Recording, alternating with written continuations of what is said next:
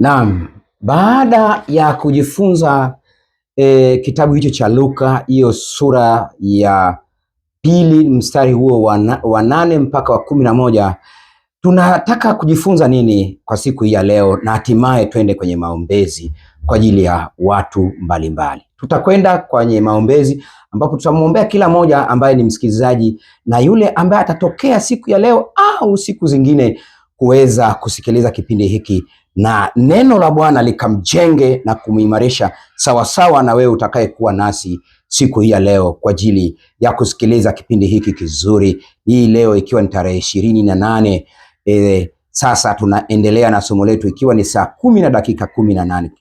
Saa 10 dakika 18. Dalili kuwa haikuwa majira ya baridi kali ya Desemba tumekwisha kuieleza. Hivyo kibiblia tarehe hii haijulikani. Hilo ndilo hitimisho ambalo tunasimama nalo kwenye kitabu hiki cha Luka sura ile ya pili na mstari ule wa 8 mpaka wa 11. Historia inatuonyesha nini? Kwa nini Desemba 25 watu hawa waliamua kutumia Desemba 25? Kihistoria, Warumi walikuwa na sikukuu ya kipagani. Sikiliza vizuri uweze kuelewa. Warumi walikuwa na sikukuu ya kipagani. Sikukuu hii inaitwa Saturnalia, Sol Invictus au Sol Invictus, Saturnalia. Kanisa la awali lilichukua tarehe hiyo kuibadilisha mwelekeo, yani maana yake tarehe hii ilikuwa ikitumika vibaya. Waliamua watu hawa kuibadilisha ili kuibadilisha mwelekeo. Waliamua kutumia tarehe hii wakabadilisha mwelekeo wa kile kilichokuwa kinatendeka, yani kutangaza Yesu ndiye jua la haki, sawasawa na Malaki sura ile ya 4 na mstari ule wa pili. Hebu tusomee Malaki 4 na mstari wa pili. Neno la Mungu linasemaje? Baraka. Malaki 4 sura ya pili inasema, sura ya 4 mstari wa pili. Sura ya 4 mstari wa pili. Ndio.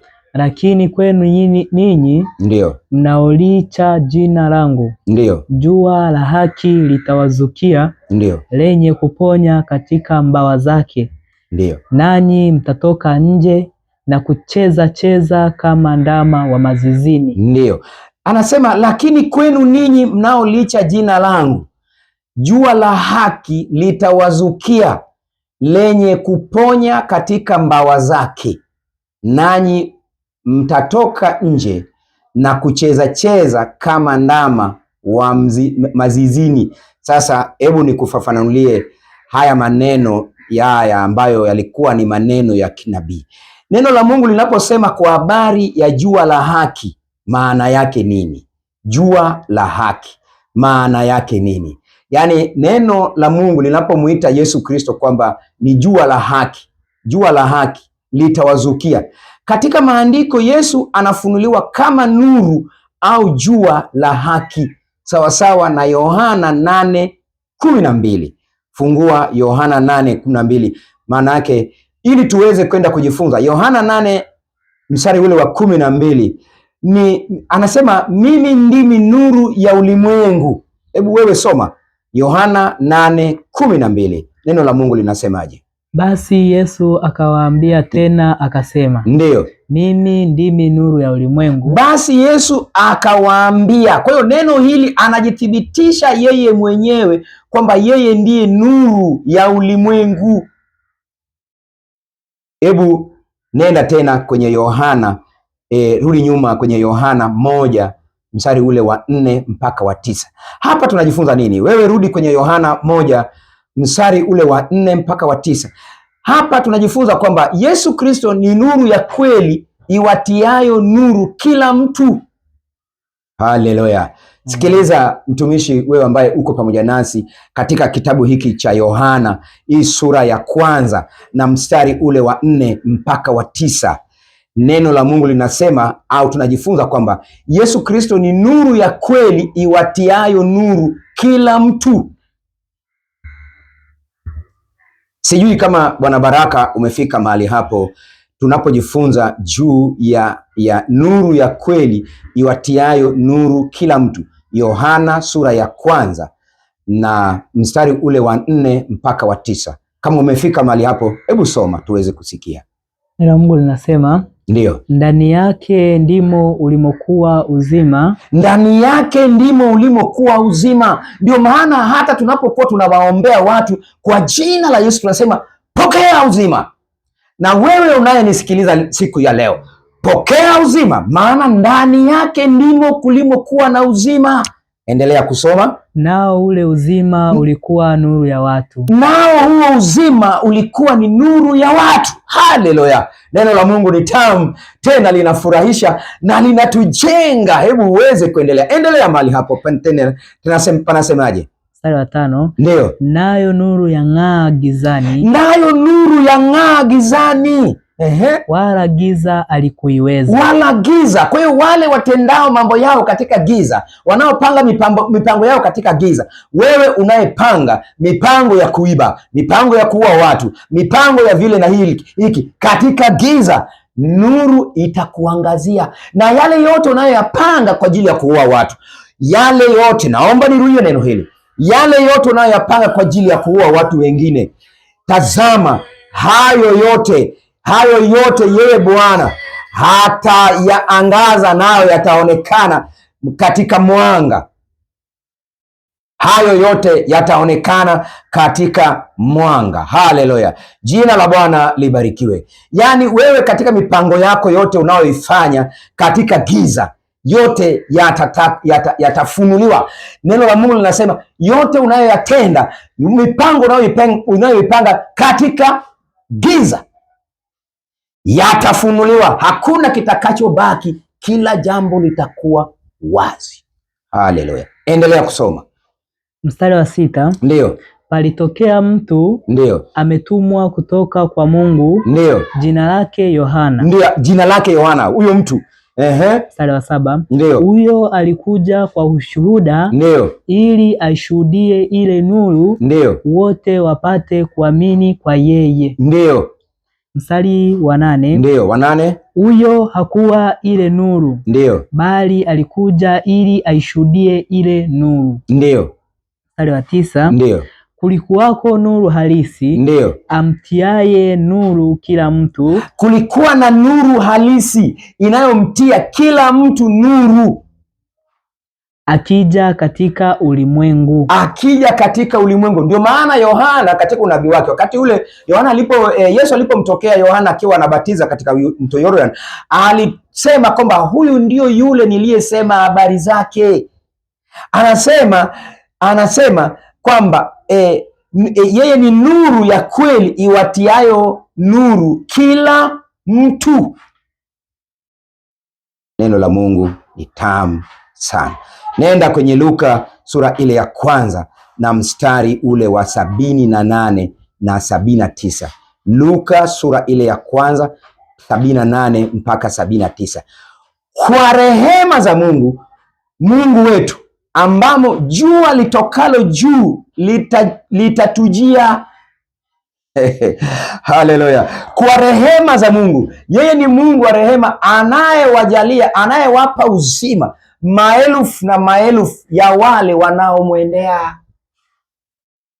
Haleluya. Luka sura ile ya 1 mstari wa 78 mpaka 79. Kwa rehema za Mungu wetu, ambamo jua litokalo juu litatujia. Karibu sana Baraka uweze kusoma Luka 1:78 mpaka 79. Neno la Mungu linasema, ndio, kwa njia ya rehema za Mungu wetu, ndio, ambazo kwa hizo mwangaza utokao juu umetufikia. Ndio. Anasema kuwa neno la Mungu huwa linatujenga na kila wakati linatuimarisha ili sisi tuweze kuelewa hata yale ambayo ni magumu, na tunafafanuliwa kama hivi ambavyo sasa tazama tunafafanua mahali hapa, uweze kuelewa jinsi ambavyo matamshi haya au maneno haya yanajifafanua yenyewe, ili pasiwepo na mapungufu ya mtu mwingine yeyote kuja kulalamika kwamba mimi sikusikia. Na katika haya ili uweze kuelewa, nami nimekutolea mstari huu kwenye kile kitabu cha Luka sura ile ya kwanza mstari wa 78 mpaka 79. Nami nirudie mahali hapo, panasema kwa njia ya rehema za Mungu wetu ambazo kwa hizo mwangaza utokao juu umetufikia. Kwa njia ya rehema za Mungu wetu, sio kwa haki yetu, sio kwa vile tunavyoweza sisi. Kwa njia ya rehema za Mungu wetu ambazo kwa hizo mwangaza utokao juu umetufikia. Haleluya, mtumishi wa Bwana. Neno la Mungu ni tamu wakati wote, nasi tukijifunza neno hilo tunamiliki na kutawala. Hakuna haja ya kuua mtu, kumnyang'anya kuwa kibaka. Hakuna haja ya kumpiga mtu, hakuna haja. Yaani ukitenda katika haki, mbona utapata? Kwa sababu Mungu anamuuliza Kaini, kwani ukitenda jema hutapata haki? Yaani haki yako ipo, wewe tenda jema, utapokea haki na utamiliki na kutawala. Hakuna haja ya kuwa kibaka, wa kuwabaka watu haki zao. Haleluya. Malaki anatoa unabii wa Masihi ambaye angekuja kama nuru, akifukuza giza la dhambi, laana na mauti. Haleluya, haleluya. Lakini pia ni lenye kuponya katika mbawa zake. Neno pale tumejifunza katika ile pale mwanzo, anasema ni neno lenye kuponya katika mbawa zake. Huduma ya uponyaji wa Yesu, lenye kuponya katika mbawa zake. Neno mbawa kwa Kiebrania ni kanaf, Kanaph. Kanaf. Unaweza ukasema kana alafu ongeza ph. Kana ph, kana alafu ph, ongeza ph. Kanaf lina maana pia ya kingo za vazi au funiko au mamlaka, utimilifu katika Injili. Kanaf lina tafsiri zote hizi. Ndio maana ukilitafsiri kwa Kiebrania katika ile lugha iliyotumika kwa ajili ya kutoa tafsiri, unapata maneno mengi yenye tafsiri nyingi kupata mbawa zake. Anapozungumza kwa habari za lenye kuponya katika mbawa zake, anasema neno mbawa kwa Kiebrania maana yake kanaf lina maana pia ya kingo za vazi au funiko, mamlaka, utimilifu katika Injili. Hebu twende kwenye kile kitabu cha Mathayo sura ile ya 9 na mstari wa 20 mpaka 22. Twende Bwana Baraka katika kile kitabu cha Mathayo sura ile ya 9 mstari wa 20 mpaka 22. Haleluya. Mwanamke aliyekuwa na damu miaka 12 aligusa upindo wa vazi la Yesu, mbawa zake akaponywa. Yaani alishika pindo la Yesu, mbawa zake akaponywa. Maana yake ndio maana unaweza ukakuta kwamba watu wale ambao wanamtumikia Bwana, yaani hata yule mwanamke akisema, yaani nikishika pindo lake tu, mbawa zake, nikishika tu mbawa zake. Mathayo 9 mstari ule wa 20 mpaka 22. Neno la Mungu linasema nini? Bwana Baraka, hebu tusomee Mathayo. Neno la Mungu linasema, ndio, natazama mwanamke alikuwa na ugonjwa wa kutoka damu muda wa miaka 12. Mwanamke alikuwa na ugonjwa wa kutokwa na damu muda wa miaka 12. Alikuja kwa nyuma alikuja kwa nyuma, akaugusa upindo wa vazi lake, akagusa upindo wa vazi la Yesu. Kwa maana alisema moyoni mwake. Kwa maana hata wewe unaweza ukasema moyoni mwako. Kwa maana alisema moyoni mwake, yaani maana yake tunachojifunza hapa kwamba moyo wako uweze kukiri, ukikiri na kuamini moyoni mwako ya kuwa ni Bwana na kwamba Mungu alimfufua katika wafu, nawe utaokoka. Sasa ili neno unasema huyu mwanamke, hebu rudia hapa, aliamini moyoni mwake. Hebu rudia hapo Bwana Baraka. Kwa maana alisema moyoni mwake. Alisema moyoni mwake, nikigusa tu upindo nitapona. Haleluya! Nikigusa tu upindo nitapona. Na katika haya unaweza ukaona jinsi ambavyo Mungu wetu ni wa baraka, naye anamlipa kila atakaye, kila anayetaka katika mema, naye anapokea yaliyo mema. Hebu hata wewe popote pale ulipo, hebu ukafungue kitabu cha Mathayo ile sura ya 9 na mstari ule wa 20 na ukaweze kwenda kujifunza Mungu anatufundisha nini juu ya yale ambayo tunatakiwa sisi kuyatenda. Katika haya tutaweza kuona kwamba ni kwa namna gani tunaweza tukashinda na zaidi ya kushinda. Ndugu yangu, nikwambie kwamba utajiri wa uponyaji na kufanikiwa na kupokea kupo katika kujifunza neno la Mungu. Jifunze neno la Mungu. Neno la Mungu linatutoa katika kila namna ya mahangaiko na katika kila namna ya vifungo. Ile sura ya 9 Mathayo.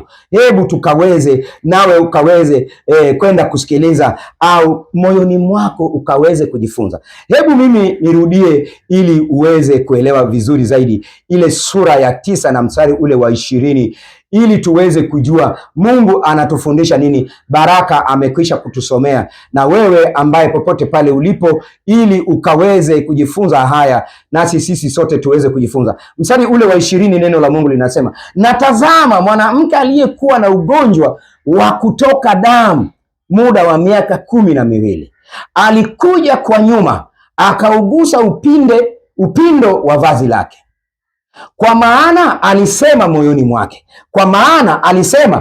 mwake, nikigusa tu upindo wa vazi lake nitapona, mbawa zake nitapona. Haleluya, nitapona. Haleluya, nitapona. Sema nitapona, sema nitapona. Nami napona magonjwa niliyo nayo sawa sawa na neno hili, na Bwana ukaniponye, na mimi ninayohubiri maneno haya nikaponywe magonjwa yangu katika jina la Yesu Kristo aliye hai. Kama kuna kitu au nguvu inayoinuka dhidi ya neno la Bwana katika elimu hii ya Mungu, nami nikaponywe katika jina la Yesu Kristo aliye hai. Tazama wewe Mungu ambaye upo na utaendelea kuwepo. Mungu, tunawana wetu, ukanisaidie. Tazama katika ule mstari wa 21 anasema, kwa maana, mstari ule wa 21, kwa maana alisema moyoni mwake, nikigusa tu upindo wa vazi lake nitapona. Mstari wa 22, Yesu akageuka akamwona, akamwambia, jipe moyo mkuu, binti yangu, imani yako imekuponya. Yule mwanamke akapona tangu saa ile ile. Haya tunajifunza ili sisi tuweze kuchukua hatua. Chukua hatua, mtumishi wa Bwana. Utapona saa hii ninavyozungumza na wewe. Yaani sasa hivi ninavyozungumza, wewe unapokea, wewe unaponywa saa hii ninavyosema, na wewe unapokea uponyaji huu katika jina la Yesu Kristo. Saa ile ile mwanamke yule alisema moyoni mwake, naye akapokea uponyaji. Mstari ule wa 22. Tunaendelea na somo letu na Mungu akatusaidie. Hebu tuende kwenye kitabu cha Matendo ya Mitume ile sura ya 10 na mstari wa 38. Yesu alizunguka akitenda mema na kuwaponya wote waliokuwa wakiteswa na Ibilisi. Matendo 10:38. Ujio wa kwanza wa Yesu ulidhihirika uponyaji wa mwili, roho na nafsi. Hebu twende Bwana Baraka ukanisomee hicho kitabu cha Matendo ya Mitume sura hiyo ya 10 na mstari ule wa 38. 10:38. Matendo ya Mitume 10:38. Neno la Mungu linasemaje Baraka? 10:18. Ndio. Neno la Mungu linasema ndio, wakaita ndio, wakauliza kwa Simoni aitwaye Petro anakaa humo? Ndio. Mstari wa 19. Ndio. Matendo ya Mitume 10:38. Matendo ya Mitume ndio 10:38. Matendo ya Mitume 10:38. Haleluya. 10:38. Ndio. Neno la Mungu linasema ndio, habari za Yesu wa Nazareti, ndio, jinsi Mungu alivyomtia mafuta kwa Roho Mtakatifu. Habari za Yesu wa Nazareti, jinsi Mungu alivyomtia mafuta kwa Roho Mtakatifu, ndio, na nguvu, naye akazunguka huko na huko, akazunguka Yombo, akazunguka Tabata, akazunguka Kigilagila, akazunguka kule Kivukoni, akazunguka Tabora, akazunguka Shinyanga, akazunguka wewe mtu wa Mtwara, nazungumza na wewe mtu wa Mtwara, akazunguka na hata kwenu huko Mtwara, akazunguka kule Tunduma, akazunguka hata kule Mbeya, akazunguka kule Sirari, akazunguka kule Bukoba, akazunguka kule Mwanza. Watu wa Mwanza, watu wa Mlimani Katoro, mkasikie neno la Bwana. Hata ninyi watu wa Kongo, mkasikie neno la Bwana. Ninyi watu wa Rwanda, acha kuua watu, acha kuua watu. Watu wa Burundi, acheni kuua watu, kwa sababu neno la Bwana linaponya na linaleta utajiri. Hakuna haja ya kunyang'anya, hakuna haja, kwa sababu Bwana wa jua la haki litatuzukia, naye ambaye anatupa utajiri anasemaje? Hebu rudia tena mstari huo wa 38, Matendo ya Mitume 10:38. Habari za Yesu wa Nazareth, jinsi Mungu alivyomtia mafuta kwa Roho Mtakatifu. Soma. Habari za Yesu wa Nazareti, ndio, jinsi Mungu alivyomtia mafuta kwa Roho Mtakatifu, ndio, na nguvu, naye akazunguka huko na huko, ndio, akitenda kazi njema, kuponya wote walioonewa na Ibilisi. Malizia hapo. Kwa maana Mungu alikuwa pamoja naye. Ndio maana napokuwa ninasema jana siku ya tarehe 25 nilikuwa nimepiga simu kule Geita, ninaongea ninabadilishana na mtu mmoja ambaye sasa hivi ni mwenyekiti wa serikali za mtaa pale, Bwana Jonas.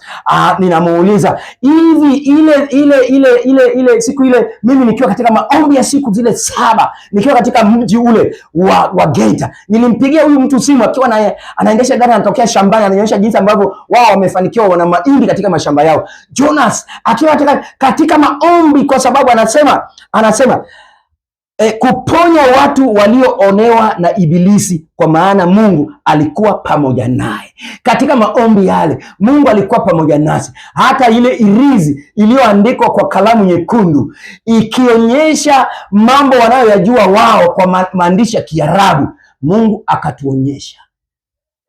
Haleluya. Unacheza na moto wa Bwana. Moto wa Bwana ni moto. Moto wa Bwana ni moto. Hata saa hii moto wa Bwana ukiwa juu yako, katika jina la Yesu Kristo ninakutangazia jua la haki katika jina la Yesu Kristo. Ukapokee, na wale wote wanaokuja na irizi na kila kwa namna zake, ukapokee uponyaji wa Bwana katika jina la Yesu Kristo. Mungu akae pamoja na wewe, nawe ukapokee muujiza wa Bwana, na nguvu za Bwana wetu Yesu Kristo ikae pamoja nawe katika jina la Bwana. Na hakuna tena kitu kingine chenye nguvu kitakachoweza kukuvamia au kukusumbua, kwa sababu tuliomba katika zile siku 7.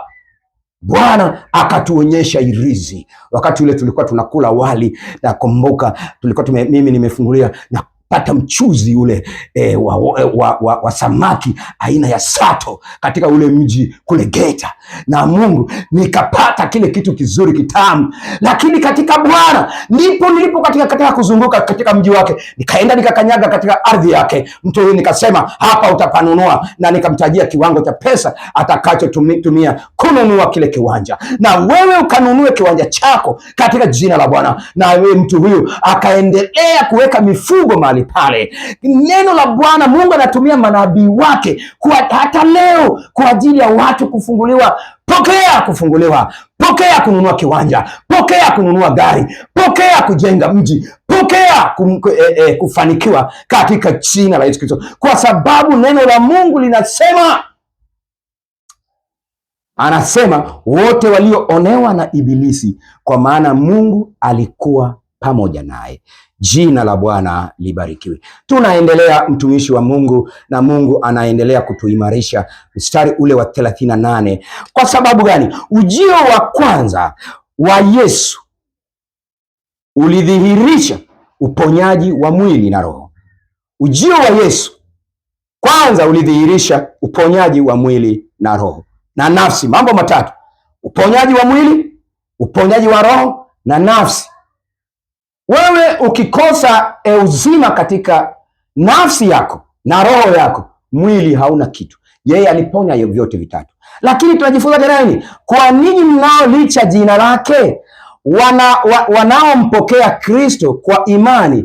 Mstari huu tazama, mstari huu katika sawa tulivyosoma pale mwanzo, mstari huu hauwahusu wote, bali kwenu ninyi mnaolicha jina lake, jina langu. Yani kama wewe unalicha jina la Bwana, kama wewe unaliabudu jina la Bwana, hii mstari upo kwa ajili yako wewe unayelicha jina la Bwana. Wewe usiyelicha jina la Bwana, no, wala hili alipo kwa ajili yako. Geuka siku ya leo ukaliche jina la Bwana. Geuka siku ya leo ukaache uovu wako. Geuka siku ya leo ukaache kuua watu. Geuka siku ya leo ukaache kuwa jambazi. Geuka siku ya leo ukaache uwizi. Geuka siku ya leo ukaache maovu yako, nawe utapokea utukufu wa Bwana, nao utakuzukia katika jina la Yesu Kristo aliye hai. Tazama, nasema wanaomcha Mungu, haleluya, wanaomcha Mungu, wanaomcha Mungu, wanaoliheshimu jina la Bwana, wanaoishi kwa haki na kwa imani. Yakobo anasema 2:23, imani umfanya mtu kuwa mwenye haki. Yakobo sura ile ya 2 na mstari wa 22. Lakini pia anatufundisha nini? Kwenye kitabu cha Warumi sura ile ya 3 na mstari wa 22, haki ya Mungu kwa njia ya imani katika Kristo Yesu, sio katika jina lingine. Haki ya Mungu hupatikana katika jina la Yesu Kristo. Haki ya Mungu kwa njia ya imani katika Yesu Kristo. Ahadi hii ni kwa kanisa, yani wale wanaompokea Yesu kuwa Bwana na Mwokozi wa maisha yao. Nanyi mtatoka nje na kucheza kama ndama wa mazizini. Tunaendelea kutafsiri lile neno. Nanyi mtatoka nje na kucheza kama ndama. Tuna kile kitabu cha Malaki, kama unakumbuka, kwenye kile kitabu cha Malaki, nanyi mtatoka nje na kucheza kama ndama wa mazizini. Uhuru na furaha ya wokovu. Hii ni picha ya uhuru baada ya kufungwa, furaha baada ya mateso, uzima baada ya kifo, utimilifu wa kiroho, wokovu, uhuru kutoka dhambini, ikiwa ni pamoja na urejesho, kutoka kifungoni mwa adui, sawasawa na Warumi 14 mstari ule wa 17. Hebu tufungulie Warumi 14:17. Na baada ya kusoma kwa neno hilo la kitabu cha Warumi sura ile ya 14 na mstari ule wa 17, nitakwenda kwenye maombi, nitakuombea wewe ili uweze kufunguliwa mateso ulio nayo. Ngoja mtumishi wa Bwana Baraka aweze kutusomea Warumi ile sura ya 14 na mstari wa 17 ili tuende kwenye maombi ya kufunguliwa, kila moja mwenye hitaji lake. Na wewe utafunguliwa, na wewe utafunguliwa, na wewe utafunguliwa, na wewe unafunguliwa saa hii, wala sio kesho. Sasa hivi unavyosikiliza, sasa hivi, na utashuhudia kwamba mimi mtumishi wa Bwana nimefunguliwa. Utakuwa ni mojawapo katika watu watakaoshuhudia katika jina la Bwana wetu Yesu Kristo aliye hai. Nawe utafunguliwa katika jina la Yesu Kristo aliye hai, nawe utaendelea kumiliki na kutawala. Hebu soma Warumi 14:17. Neno la Mungu linasemaje? Neno la Mungu linasema, ndio, maana ufalme wa Mungu si kula wala kunywa. Maana ufalme wa Mungu si kula wala kunywa. bali ni haki na amani na bali ni nini? Rudia hapo. Bali ni haki ndio na amani na furaha. Bali ni haki na amani na furaha na nini? Katika Roho Mtakatifu. Katika Roho Mtakatifu. Haleluya! Katika Roho Mtakatifu, katika Roho Mtakatifu. Amehesabu vitu kede kede hapo, anasema maana yake tunapata, hii ni picha ya uhuru baada ya kufungwa, furaha baada ya mateso, uzima baada ya kifo, utimilifu wa kiroho, uokovu, uhuru kutoka dhambini, urejesho kutoka kifungoni mwa adui. Warumi 14:17. Haleluya, haleluya, mtumishi wa Mungu, wewe ambaye tazama tuko nawe hata siku hii ya leo. Warumi 14:17. Ngoja na mimi nisome mahali hapa, ili sisi sote kwa pamoja kama ambavyo ametusomea Baraka, nasi tukaweze kuelewa mambo haya jinsi yanavyotokea. Warumi ile sura ya 14, mimi nafungua Biblia yangu hapa kwenye kompyuta. Warumi 14:17. Maana ni kweli Warumi, okay, nimeenda mbali sana. Warumi ile 14:17. Warumi 14 anasema, maana ufalme wa Mungu si kula wala kunywa, bali ni haki. Jambo la kwanza, maana ufalme wa Mungu si kula na kunywa. Tunazungumzia ufalme wa Mungu, si ufalme wa dunia hii. Mtumishi wa Bwana, tunazungumzia ufalme wa Mungu, sio ufalme wa dunia hii. Anasema kwenye Warumi 14:17, maana ufalme wa Mungu si kula wala kunywa, bali ni katika haki na amani na furaha katika Roho Mtakatifu. Baba, katika jina la Yesu Kristo aliye hai, Mungu wetu na Bwana wetu, wewe ambaye ni hai sana, wewe ambaye umetukuka, wewe ambaye tazama utukufu wako wala hawezi kuganawana na mwanadamu, ninaomba kwa ajili ya msikilizaji wangu, kwa ajili ya mtu huyu ambaye tazama yuko pamoja nasi saa hii, katika jina la Yesu Kristo aliye hai, Mungu ukamfungue mtu huyo katika jina la Yesu Kristo, katika jina la Yesu Kristo aliye hai. Fungua kila namna ya kifungo, kila vifungo katika jina la Yesu Kristo. Mijeledi aliyopigwa, tazama kila namna alivyotendewa, ponya magonjwa yake, ponya vidonda vyake, ponya maudhi yote aliyopata katika jina la Yesu Kristo. Ukamfungue mtu huyo, tazama vifungo vyote, tazama nira zote katika jina la Yesu Kristo, madumadu vilivyoliwa na madumadu na parare na kila namna zake katika jina la Yesu Kristo. Toka kwa jina la Yesu, toka kwa jina la Yesu. Funguka saa hii kwenye mikono yako, kwenye kila namna, kwenye kichwa chako, kwenye kifua chako, kwenye miguu yako, kwenye mgongo wako, kuanzia kwenye uti wa mgongo na kwenye kisogo chako katika jina la Yesu Kristo, kwenye macho yako, kwenye maeneo yote, macho yako yakaone nuru ya Bwana wetu Yesu Kristo, kwa sababu yeye ni jua la asubuhi.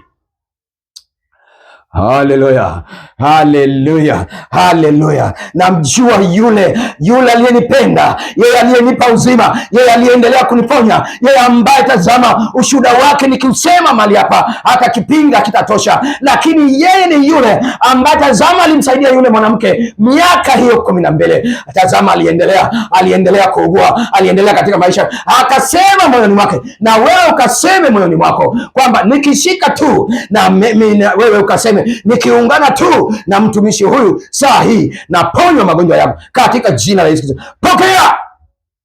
Pokea katika jina la Yesu. Pokea uponyaji. Miguu yako, mapaja yako, makalio yako, tazama kila eneo, mikono yako, kila namna, kadiri unavyoendelea kuishi, Mungu akakuwashie jua la haki maishani mwako, nawe ukapokee.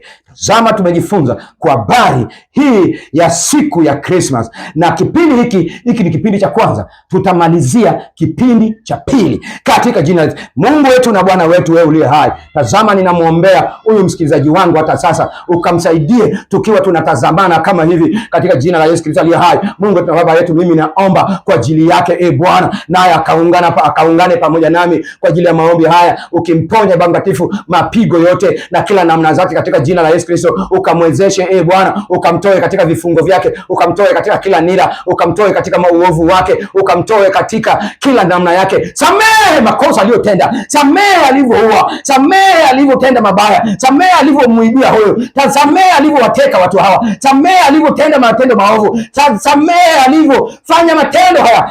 Mungu ukamfanye mtu mpya, ukamgange Bwana, ganga moyo wake, mpe Roho Mtakatifu kupona kwa maneno, kwa maombi haya Bwana, ninaomba kwa ajili ya mtu huyo katika jina la Yesu Kristo aliye hai. Na Mungu wetu na Baba yetu, wewe uliye hai sana, tazama, ninapenda kukwambia hata wewe unayesikiliza kipindi hiki kupitia 0747 ni neno lenye nguvu, namba kamilifu. 0747, 7 inamaanisha namba kamilifu, lakini 4 inamaanisha pembe zote 4 za dunia. Ninawahubiri watu wa pembe zote 4 za dunia. Namba 7, 0747, namba 400, 0747 400 544, 0747 400 544, na wewe ukatume sadaka yako kupitia kwenye namba hii, ukalete ushuhuda wako, sisi tukaweze kusikiliza. Tuma kwa njia ya sauti, ingia kwenye WhatsApp ya namba hiyo, ukatume ushuhuda wako katika jina la Yesu Kristo, tukaweke hewani, watu wakafunguliwe. Unaweza ukarekodi video ukatuma kwenye hiyo namba, nami nitarusha hewani katika jina la Yesu Kristo aliye hai,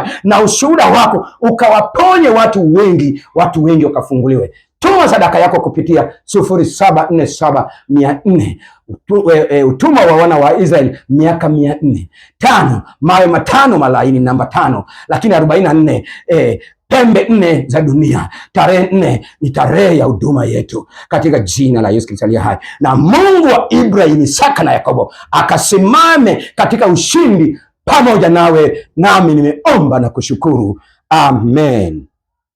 Haleluya, haleluya, mtumishi wa Bwana, haleluya. Na Mungu akawe pamoja nawe katika jina la Yesu Kristo aliye hai. Amen.